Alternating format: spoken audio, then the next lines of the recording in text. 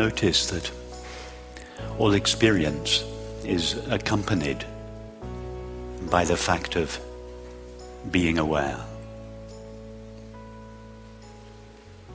Whatever we are experiencing, we are aware of it. Whatever thoughts are taking place in our mind, they are known. We are aware of them. Whatever we might be feeling. We may be depressed, lonely, sad, or we may be at peace, ecstatically happy, or newly in love. Whatever we are feeling, we are aware of those feelings. Whatever we are perceiving, that is, whatever sights, sounds, tastes, textures, and smells are present, we are aware of them. If our eyes are open, we are aware of the sight of this room. The sound of my voice is known. So see that being aware or knowing accompanies all experience, irrespective of the content of experience. So become interested in the experience of being aware. Become interested in the knowing with which your experience is known. That is, cease being exclusively fascinated by your thoughts and feelings, by your sensations and perceptions. Cease even being interested in the words that I am speaking. Be interested in that with which they are known. The awareness with which we are aware of them. The common name for the knowing with which all knowledge and experience are known. The common name for the experience of being aware or awareness itself is I. I know my thoughts.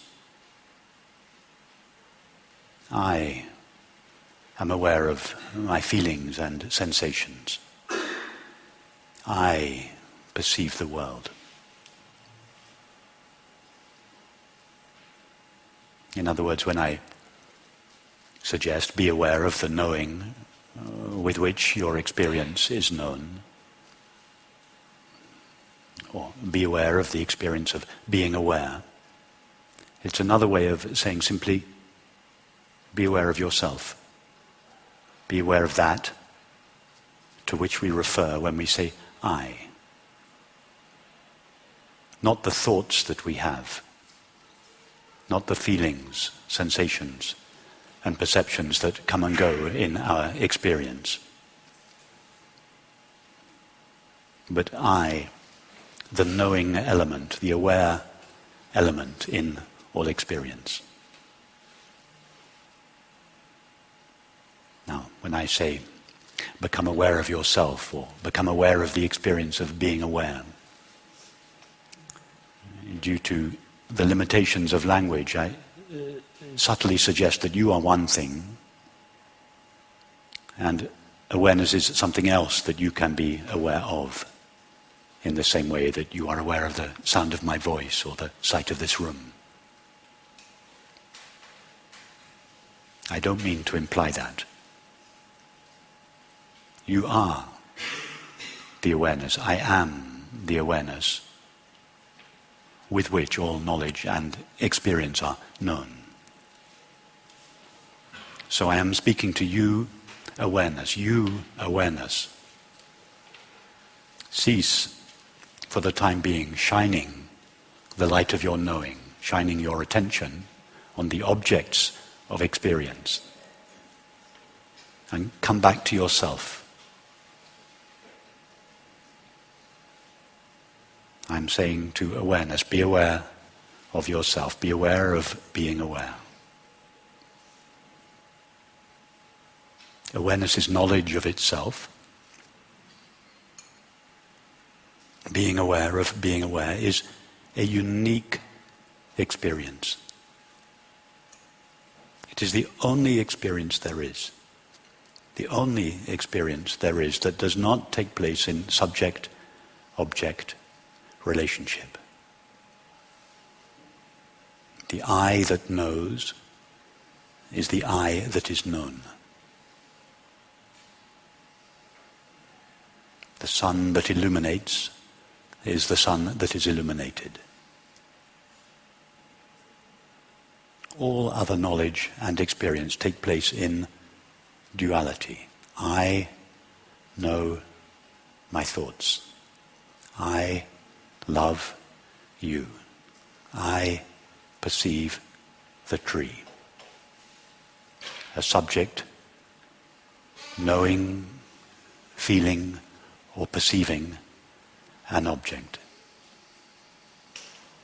But in this unique experience, awareness is knowledge of itself. The subject of the experience and the object of the experience are one.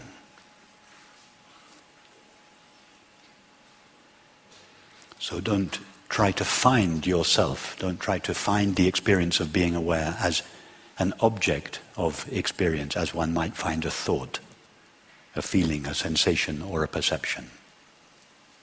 Just allow your attention to come back to rest in its source or essence.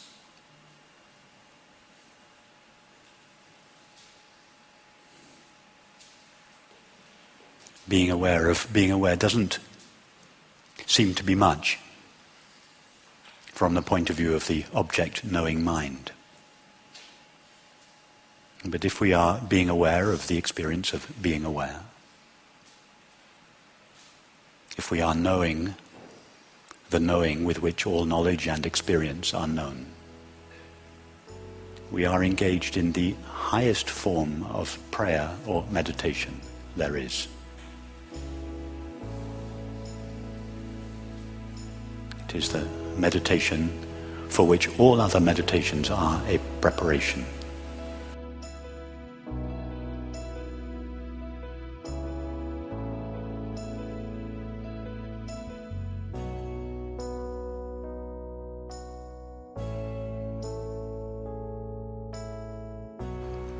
So that leads on to the second reason that I have referred several times in this retreat, as you mentioned, this essential understanding that one, to connect those of us in this room from different traditions, but also to make it available to all the people who would be interested in it but are put off this understanding for fear of having to subscribe to some kind of religious or spiritual doctrine or person. The people that are basically all 7 billion of us are interested in peace and happiness above all else, and that's what this teaching is about. It's why I prefer the term peace and happiness to enlightenment. How many people in the world are interested in enlightenment? What fraction of a single percentage of people are interested in enlightenment? Hardly any. How many people in this world are interested in peace and happiness? Is there anyone, is there any single person of the 7 billion of us who are not interested in peace and happiness above all else? Not a single person. Peace and happiness is just another name for enlightenment. It is the common name for enlightenment. So I'm also, I also speak of this understanding in the way I do because I want to make it available to everyone, not just to show that it is the foundation of all the great religious and spiritual traditions, but it is actually the foundation of what everybody longs for above all else. And it doesn't require any special practice, it doesn't require any special qualifications, it doesn't require a certain level of intelligence, it doesn't require a certain political orientation or sexual orientation, it doesn't require subscribing to any belief at all.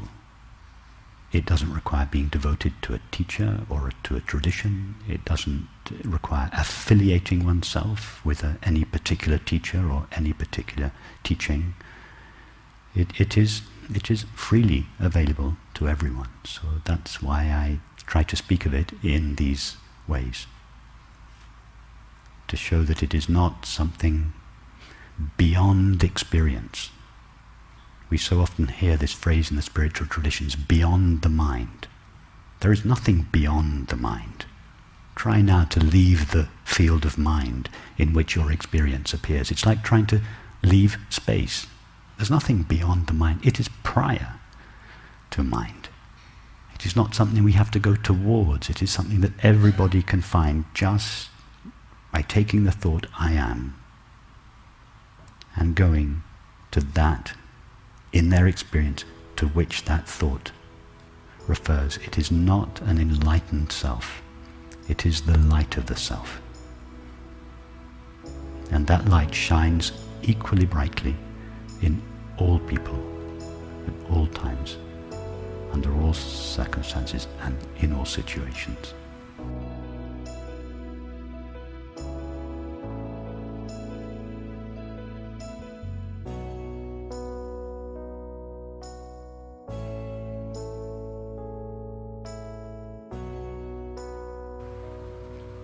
I've appreciated this week how seems like you've talked more about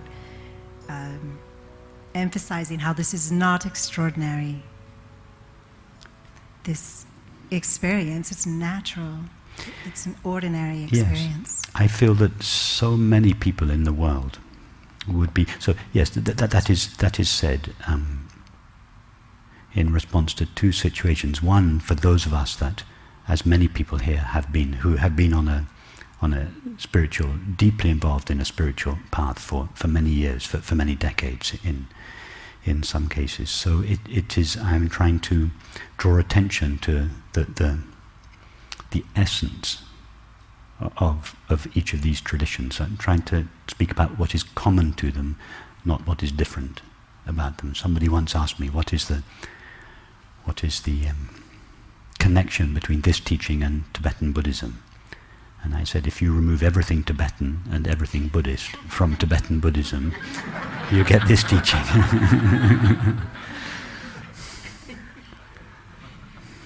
What is the connection between this teaching and Christian mysticism?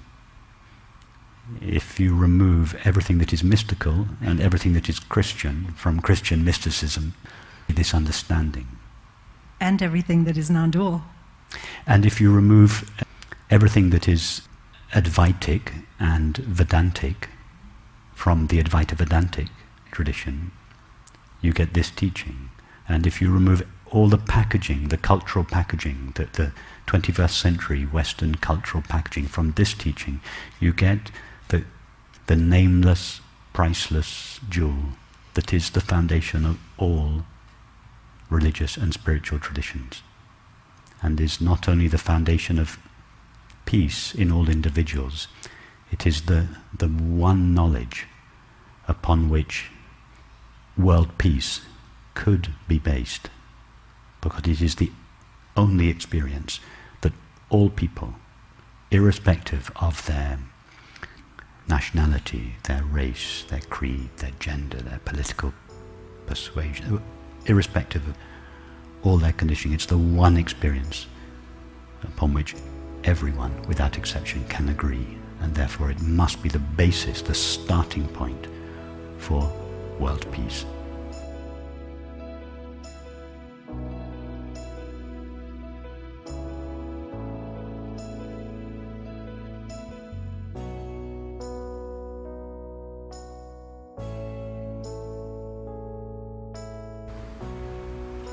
So as we were letting things fall away, allowing things to fall away, senses, thoughts, relationships, and standing as emptiness, then I heard you say, allow the feelings to die in you. Allow the feelings to die in you. And that was a little different for me. So instead of things dissolving away, there was this opening of capacity to allow things to die into me. And I felt this expanded capacity, apparent expanded capacity of awareness to allow these feelings to come very close and die into me. And with that, I realized everything dies into me. And it was such a close and intimate experience. Intimate was the word that came. And this sense that there's no reason to fear death. No reason to fear death, because everything dies right into you. But the you never dies. Never. And it's never born. Yes. Everything is born in you, but the you isn't born. Everything exists in you, but you don't exist. Yeah. And everything dies in you, but you don't die. Yeah. Yeah. Just there as awareness as an infinite capacity. Yeah, so that was like a visceral version of what we did this morning. And I noticed, I'm sure that many of you noticed too, in that meditation, and this is how the teaching evolves. We started off in that meditation, if I remember rightly, I said something like, remove your thoughts, remove your feelings. And then at a certain point, because these meditations, they just come spontaneously in the moment. They're appearing in the moment, and I'm doing them like all of you. And I'm always trying to use language, as you know, to get as close as possible to the reality of our experience. And some stage, halfway through the meditation changed from remove your thoughts, remove your feelings. But halfway through this meditation, it changed. At some point, instead of saying remove your feelings, I said let your feelings dissolve in you, which is closer. Because we can't really remove anything from ourselves, because we are that in which all experience appears. There is no outside of you. It's not possible to take an object out of space. Where would you put that object, a physical object, out of physical space? Where would you put the object that you removed from space? So that meditation just spontaneously changed. It's not our experience that objects are removed from us. Although that is a legitimate formulation at a certain stage, it's closer to our experience to say let the thought die or dissolve in you. Let the sound of the aeroplane dissolve in you. Let the sensation of the soles of your feet dissolve in you. Because that is actually our experience. Everything that vanishes not out of ourselves, but into ourselves.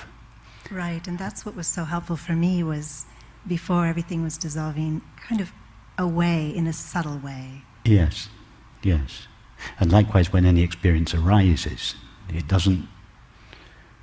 our experiences are not lined up, waiting in the wings just outside awareness, ready to make their appearance on stage. There is no such place in our experience outside awareness. So it is our experience the sound of our voices, the sensation of our feet on the floor, the sound of the aeroplane, the sight of this room, it arises in what we call I, in ourself, not ourself, this limited body-mind, but ourself, this open, empty, luminous presence of awareness. That is our experience. And when any experience exists, take the sound of the plane now, anything that appears or exists must exist. There must be some medium present for the object to appear in. Like the sound of the plane, it is an object that appears, exists and vanishes.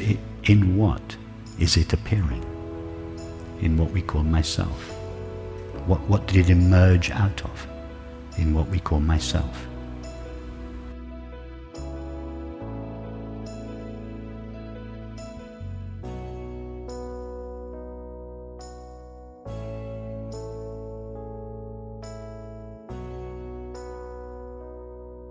Right, and so for me the words I am that came, as that infinite capacity. I am that. Yes, I am that is the... You remember that at some stage we looked at these three stages. I am that to which all experience appears, or with which all experience is known. I am that in which all experience appears. I am that of which all experience is a play or the activity. So the statement I am that is the culmination of the second step. But there is still a distinction between I and that, albeit we have stated our identity, but we're still referring to I and that. So in this third step, the I and the that collapse, and we can no longer conceptualize either the I or the that, which are either the same or not the same. I think the way I felt it was I am that, which it was more of a this feeling, but yeah, it was just really seeing it and recognizing that it is me, it's all in me. Yes. So when the I and the that can no longer be conceptualized as two things, we previously thought they were two things, now they're one thing. What can we call that one thing? What is the need for the word I? So that is truly nameless, but as soon as we begin to speak of it, it is legitimate to give it a name. And depending on the time and the place in which this understanding arose, it was given a name that was consistent with the local cultural linguistic tradition. So in some traditions they call it the Buddha nature, in other traditions they call it the Christ consciousness, in other traditions they call it the self, in other traditions they call it the beloved, in other traditions they call it the heart, other traditions they call it I or the self. All these words are inaccurate but legitimate and provisional names. Like you said, how the jewel is wrapped. They are the packaging, the different coloured tissue paper in which the colourless and nameless and priceless jewel is wrapped. And sometimes the wrapping paper is so colourful and so interesting and so exotic, and it sparkles and it's got gold dust all over it, and that we're given the present, the gift, we don't even open the package. We just become infatuated with the packaging. And then we take off the first layer of packaging, and then there's another layer of packaging under that. We become absorbed in that. We forget that the only purpose of the packaging is the nameless, priceless jewel. The packaging is to be discarded. It's supposed to be thrown away, including the packaging which this teaching is wrapped in, which doesn't have much tinsel on it, but nevertheless it is still local, cultural packaging. We are using the packaging of our culture, the everyday language of our culture.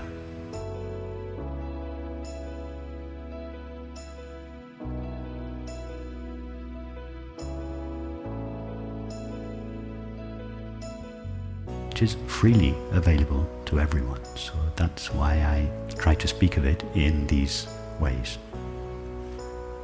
to show that it is not something beyond experience. We so often hear this phrase in the spiritual traditions, beyond the mind. There is nothing beyond the mind.